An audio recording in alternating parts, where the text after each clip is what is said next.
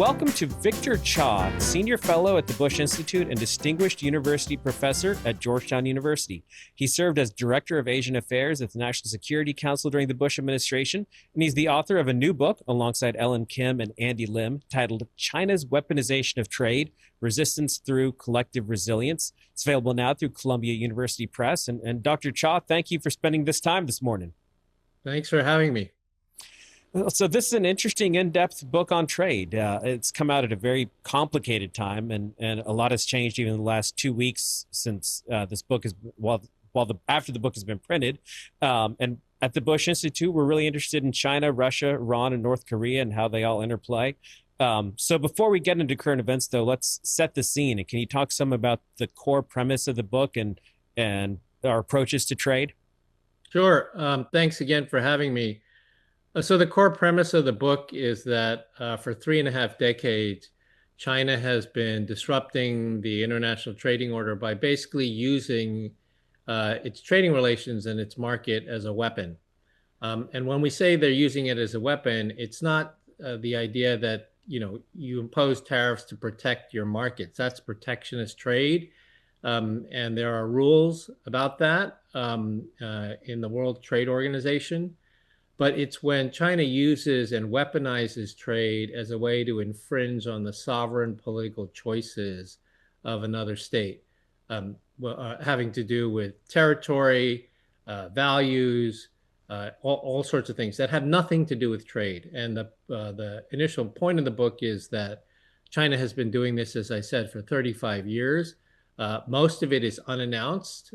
They never admit to doing it, yet it's a very potent weapon that is threatening not just to trading partners, but is also threatening to the overall global order, because countries that have been targeted once by trade never want to be targeted again, and they capitulate and self-censor to China's interests. We all learned a lot about supply chains during COVID, and we saw that supply chains can be delicate, and that supply chains we're all in one interconnected world. And so what is China's role in these supply chains right now? How critical is China, and how realistic is it to say to China, okay, we don't need you as a trading partner?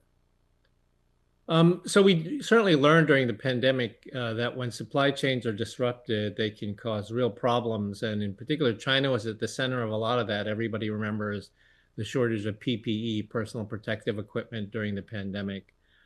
So China is essential to global supply chains, and the combination of the pandemic and U.S.-China competition has led basically to two things happening. One of them is this phenomenon of de-risking, which is to try to protect supply chains from these types of disruptions by reshoring or friendshoring, that is, moving production supply chains out of China to home or to trusted partners who are more reliable. So we see this happening in all sorts of areas. And then the other is decoupling, which means to basically just cut off all trade with China. This one is much less feasible in the sense that it's hard for any country in the world to say, I'm not trading at all with China because it's such a huge market. But we do see it happening in certain select items. And these are particularly on the high technology end, having to do with semiconductor chips, batteries, biotech, artificial intelligence, quantum computing, where there really is an effort to try to decouple. The United States trying to decouple from China. But the other element of this that neither decoupling or neither selective decoupling or de-risking address is this problem of continued economic coercion. Because when we de-risk, we're basically responding to the last act of Chinese economic coercion. So, they attack something, we go, oh, we got to protect that supply chain. We're not de-risking from the next act of economic coercion. And as I said, decoupling, we've already decided what the items we're decoupling on. So that's a very small subset. Meanwhile, everything else is open to Chinese economic coercion. Where we are seeing this happening in bright, ultra 4 high HD definition is on critical minerals. where China is able to choke off critical minerals at any time it wants against any country it wants. And of course, it is now looking at cutting off critical minerals, particularly in those high-tech areas of, chips, um, um, um, high-end, any sort of high-end emerging technology product. They are threatening to cut off the critical minerals that go into that. And when you talk about critical minerals, it's China controls most of those on the planet. Is that right? Yeah, they control many of the critical minerals. They also control a lot of the processing that takes place with these critical minerals, which is not a clean business at all. But China, because of the size of their companies and their environmental regulations, allows a lot of this to happen there. So it's really not. I mean, we are trying now. The Trump administration is trying through the Mineral Security Partnership, through things like Pac Silica, to try to reduce dependence on China. I think that's about a 10-year project. And if they're successful, they can reduce dependence, but not completely end it. Like maybe they can reduce dependence from 80% to 50%, but there will still be some dependence there. And so this remains a problem. Like China will still continue to economically coerce in these areas anytime it wants to force a particular political decision or foreign policy by a target country. And this is why the US had such sudden interest in Greenland. Is that right? Yeah, that's certainly, yes. So it certainly drives other things too, like talk about Greenland, or again, these different partnerships that they're trying to create with countries in certain critical minerals. The U.S. interest in, in the Western Hemisphere also has to do with securing critical minerals. So yes, it drives all sorts of other foreign policies that you would not think would be connected. So the second half of the title of the book, though, is resistance through collective resilience. And so, can you explain this concept of collective resilience that you walk through in this book? Sure. So to put it very simply, whenever China targets another country, with economic bullying, the country feels like I have no leverage. I just need to do whatever China wants and make the problem go away. And so most countries, most companies, they've done this to over 470 companies according to our database. They feel like they have no leverage. And so what we did was we did a database study that shows that of all the countries that China has coerced, China also exhibits high trade dependencies on those countries in certain intermediate finished goods as well as luxury goods.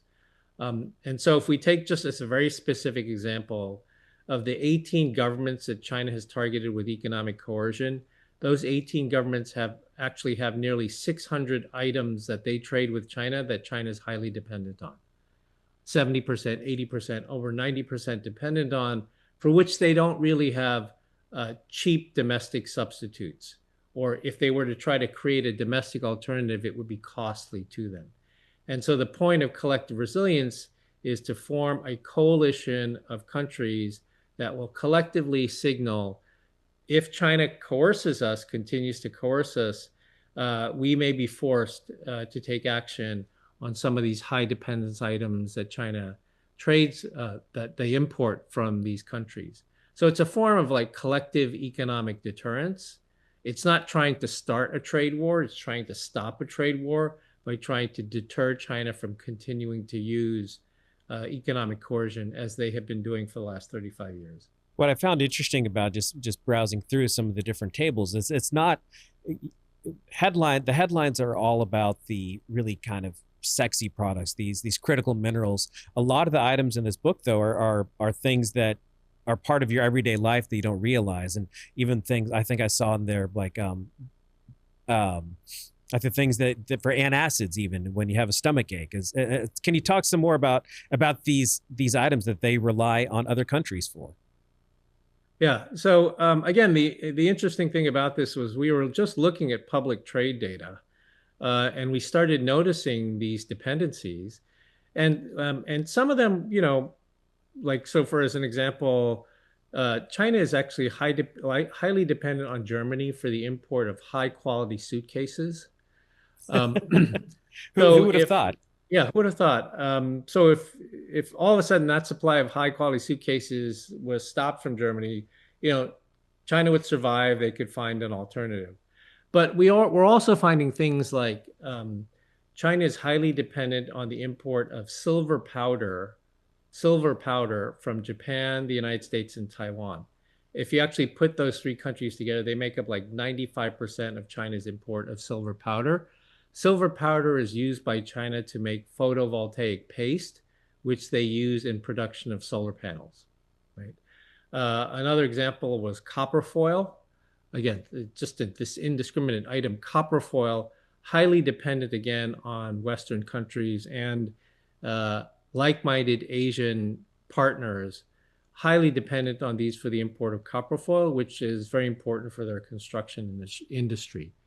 Um, and then there were also luxury good items where, again, as a specific example, China's dependent, nearly 100% dependent on its import of fine whiskeys from the United Hmm. Kingdom, right? So sure, China could find other fine whiskeys, but there's a political cost that comes with a luxury good item, right? There's a political and optics cost that comes with all of a sudden the PLA elite and the CCP elite can no longer have their fine whiskeys.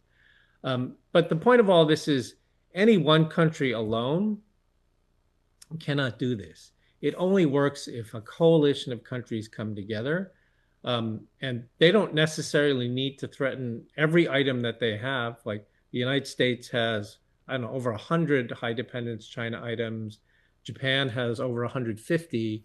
The idea would be that there would be a toolkit, and they don't have to make it public, of what things they might retaliate on, but if China carries out economic coercion. And so the idea is to try to send a credible deterrent signal to China so that they'll think twice about using this tool again. I mean, right now, there is no cost to China for doing this. Like they're doing it to Japan right now. There's no cost to them to doing this. And so trying to signal and impose some sort of cost so they stop doing this is the whole purpose of the strategy. So how do we then, as how does that affect the U.S. trade policy in your mind? And I know the Bush Institute, we've spent a lot of time talking about North America as a bloc, not just the United States by itself, but the United States paired with Canada and Mexico. We've talked about different trade groups across the globe. In your mind, how should this affect our trade policy?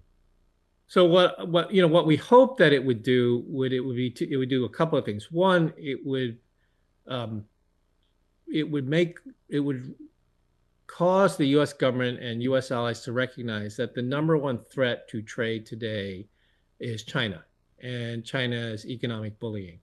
This not only can destroy the international trading order, it can destroy the global order because, again, countries will kowtow to China forever if they're under this threat of economic coercion. The second thing is that um, we have seen the United States government, the current administration, place all sorts of tariffs on allies and partners, Canada, Mexico, Japan, South Korea, the European Union. um, and there are reasons that the president is doing that have to do with rebalancing trade and trying to level out average tariff rates. Um, but if there's a recognition that the number one threat is China, then there is something to be said for sort of not tariffing allies so severely in the interests of pulling them together in a coalition to go after the real economic bully in the international system, which is China. And then thirdly, if one of the main things we're focused on for the next 10 years is ensuring the supply of critical minerals, then we need to find out a way to stop China from leveraging the supply of critical minerals to get what they want. And that also speaks to the idea of collective economic deterrence. So I think there are legitimate reasons for considering this that help us to get back to something that looks like more like a normal trading order than sort of these extraordinary circumstances that we've been in now for the past few years. So speaking of extraordinary trading circumstances, As we record this now, the U.S. has attacked Iran, and that region has gotten even more unstable, and trade lines are blocked in the Gulf over there.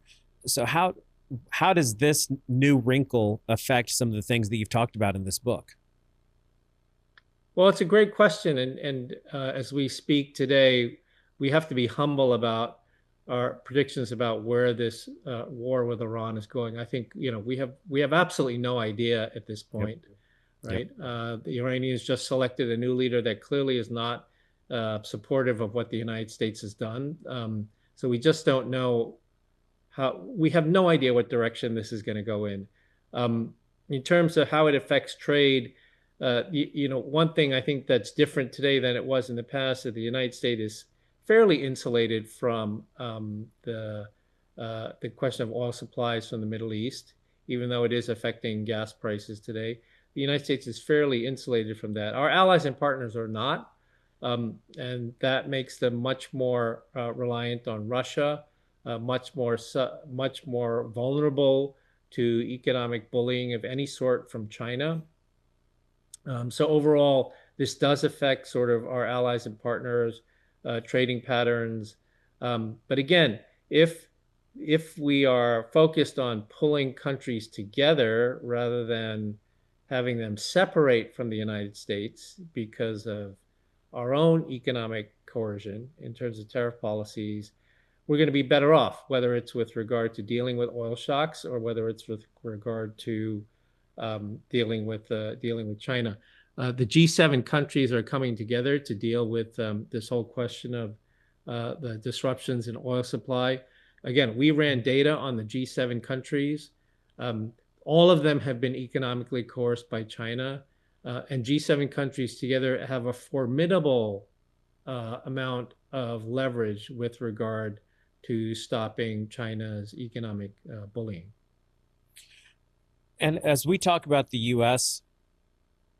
staying with its allies, are we seeing China move towards supporting Iran? How is that relationship and Russia involved? How are they? How are these other? Are they doing the same thing? Are China, Iran, Russia doing the same thing that the U.S. should be doing in terms of unifying on trade? Well, they've clearly been coming together in the advent of Putin's invasion of Ukraine. We've clearly seen them coming together: China, Russia, Iran, and North Korea.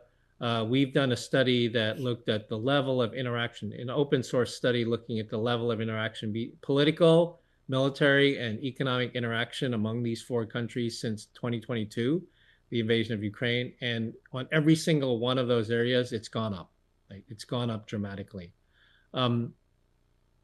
We just recently did a satellite imagery study of the Yelabuga drone factory in Russia, which is an example of where you have a Russian drone factory that is making Iranian drones, that is helping to be financed by China, and the workers are North Korean, right? I mean, this is a quintessential example of how these countries are coming together. Now, China obviously does it. The North Koreans are literally sending troops to fight for Russia in Europe. Right. The Chinese are not going that far, but Chinese support has been absolutely critical for Russia to continue to carry out this war. It's basically providing all the industrial capacity. Like, you can't fight a war without an economy, and China has been making sure Russia has the economic capability to do this.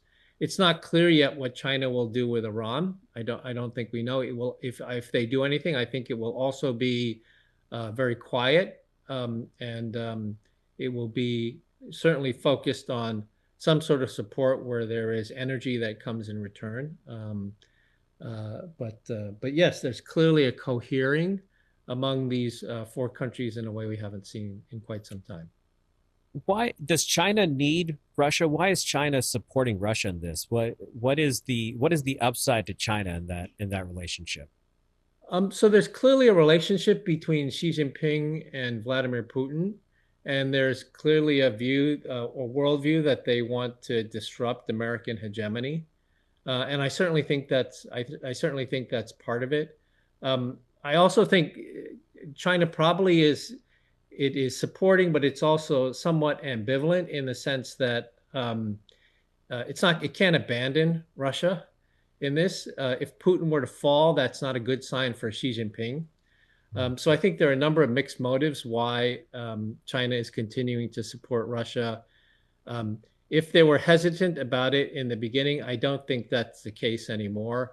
This became obvious when Xi Jinping hosted Vladimir Putin and North Korean leader Kim Jong-un at the Victory Day celebration in September of 2025, where the three of them were standing side by side on the dais in Beijing. I mean, that was to me a clearer sign than anything else that they saw themselves as a coalition. And we've been talking now for about, I don't know, 15 minutes. And Dr. Child, we worked together for a good 10 years. This is the longest I think I've ever had a conversation with you where we haven't talked about human rights. That's always been part of the Bush Institute's message is human rights have to be a part of the picture. Where do human rights play in this picture?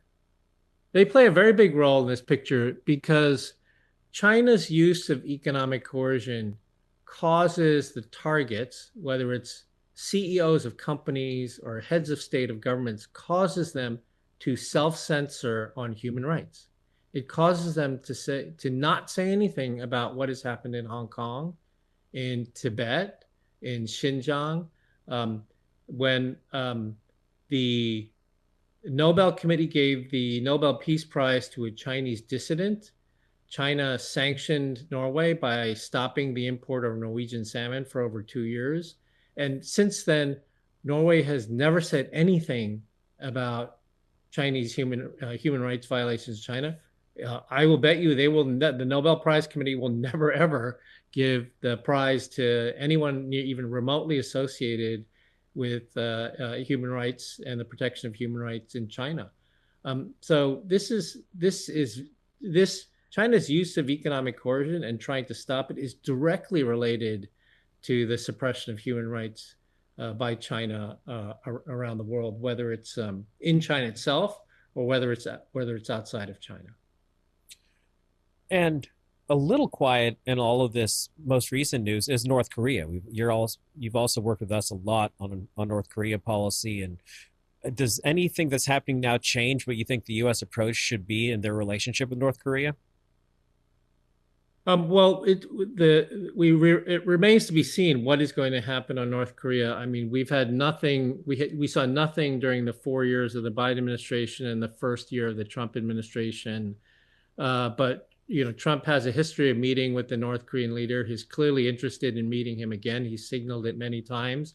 Some of the experts in D.C. think that this might happen. 50% chance of happening right now on the sidelines of President Trump's meeting with Xi Jinping at the end of this month, early next month. So we'll have to see where that goes. Meanwhile, though, the situation in North Korea when it comes to human rights has only gotten worse. It's not gotten better. We did with the Bush Institute a very important report on what COVID was like inside of North Korea that has gotten a lot of attention in Washington, D.C. Absolute worst possible human rights situation that you could imagine, where a government completely failed its public in terms of providing any sort of support, PPE, vaccines, antivirals, nothing, right? Nothing was provided. So unfortunately, the human rights situation would get much worse. If Trump were to meet Kim Jong-un, I'm not confident that he would talk a lot about human rights. I think he'd be focusing on other things. So unfortunately, this is an issue that it continues to get worse, and there doesn't seem to be any impetus by any government to do anything about it. Well, and on another list of things on my worry list is China's relationship with Taiwan being such a critical semiconductor manufacturing region.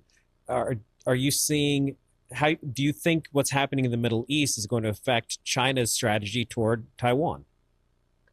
Yeah, I certainly think there's some concern that if the United States is distracted by a protracted war in Iran, trying to rebuild Gaza, still trying to work out some sort of peace deal in Ukraine, that some in China might see a window of opportunity to take action against Taiwan. But that has to be also weighed against the fact that there's a lot of internal turmoil in China right now in the military. The Chinese leader has purged most of his top-level generals in the military for corruption, and because I think he doesn't feel confident that his military is ready to fight a war. The United States, we're in a war in Iran, we're in Gaza, we're in Ukraine in some fashion. The United States military is very practiced at fighting wars. The Chinese military is not. The Russian military, as we saw in Ukraine, is not. And so I think the Chinese also see that as deterring them from considering trying to jump through a window of opportunity when they really have no confidence their military could perform well. Well, we've talked about a lot of worrying subjects this morning, but can you talk some about what gives you the most hope in terms of what's going on around the world today and where you're seeing real light? Yeah, that's a great question. If you have a long pause before you answer, we'll edit that out. Don't worry. Yeah, I think it's a great question. So I'm an educator, I'm a professor, as you know, and so where I actually see hope is in our students. I teach in an international affairs school. Applications for our international affairs programs have gone up. They've not gone down. One of our biggest and growing majors is one that looks at the cross between science, technology, and international affairs. So I think rather than being discouraged, as some of us older folks may be, I think that younger people are energized and motivated by what they're seeing in the world, and they're looking for they want to fix it. And so that's where I have hope. Well, and for anybody looking to keep an eye on trade and its effect on the globe, I think this is a really interesting, in-depth book. It really opened my eyes to some things that I hadn't realized in terms of what China relies on us for, and how we and the rest of the world can use that to our advantage against what China holds. And so it's an interesting read for sure.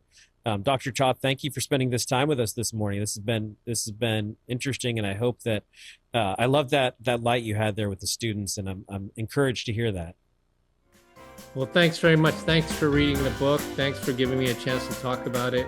I look forward to working with you guys again soon. We'll see you soon, Dr. Cha. Okay, thank you.